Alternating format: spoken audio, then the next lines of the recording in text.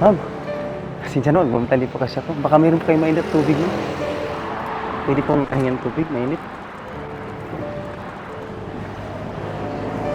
Ito sa mo, sir. Ano po, kahit ano lang po, tubig po para sa ano. Nagusto po. Mainit? Opo. Gamayan lang kayo pagkundi para makonsentrate. Pasensya na kayo, Pia. Hindi na yan sa amin. Masarap tumulong. Ngayon lang ako nakaramdam ng ano eh, ng gutom. Wala kang pananghalian. Hindi ko na naramdaman. Kanina kasi, nagmamadali ako, kaya Sakit ka niyan. salamat kaya. Pasensya sa abala ko yan, nagmamadali rin siya. Nakuha na yung motor, niniram ko. Yan? Yan na? Opo.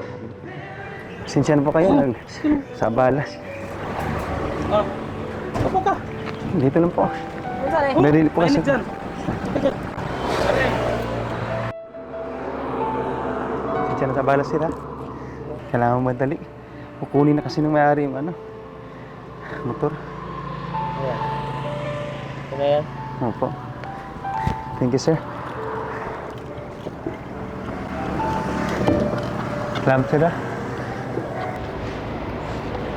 Okay. Wala po. Bayad po. Po. Wala po akong bayad nito. Salamat po, mama. Salamat po sa Diyos.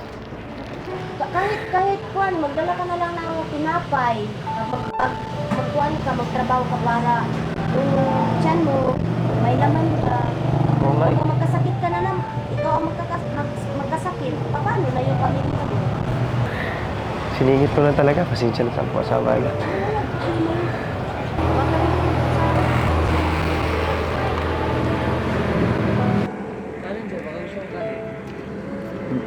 Mahal pong pera kasi.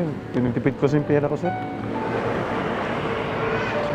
Sir, thank you talaga, sir. Ha?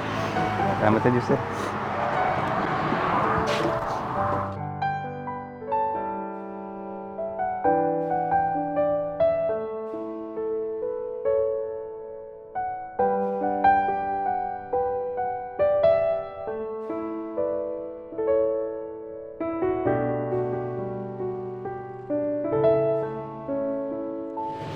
Ito na, kape mo.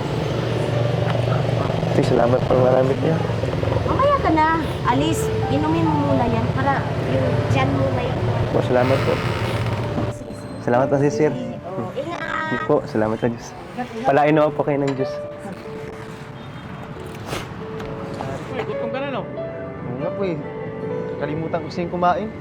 Kalimutan ko kumain kaya. Pag ano ka masyado, maraming order. Ano eh. Parang hindi mo na lang malayan. Kahit ano, mag-ano ka ng ano, mandisal pa. Para ano lang, tapos kakain na, pag libre na. Pag isang taong lumalapit, hindi mo pa alam yung ano, isip ka na ng negative sa kanya. Ganun. Tulungan lang tayo, ganun lang talaga eh. Masarap, di ba? Masarap yung tumutulong ka sa iba. Oh, yung mga tatay kasi kung sa sarili nyo, inisip yung pamilya nyo, siya yung ginagawa nyo, trabaho, pamilya, dapat isipin nyo rin yung sarili mo.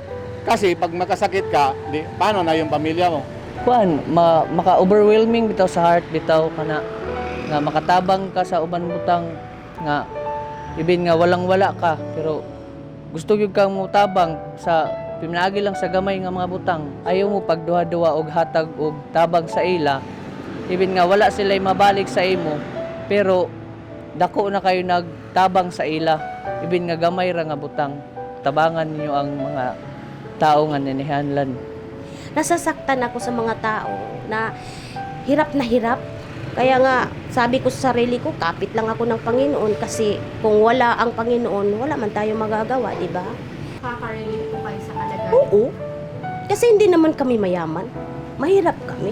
Relate na relate ako sa kanya kasi yung nagbibinta ako ng ukay-ukay sa kalsada, wala din akong kain. Yun yung katawan natin, yun ang yaman natin para sa pamilya natin. Eh paano yung pag magkasakit ka, may 3 anak ka, sabi niya, masarap mamuhay na may Diyos. Pag yun ang nagkontrol sa'yo, kahit may pira ka, hindi ka magiging matapobre. Ang gaan-gaan na meron kang isang taong natulungan kahit sa kunting paraan.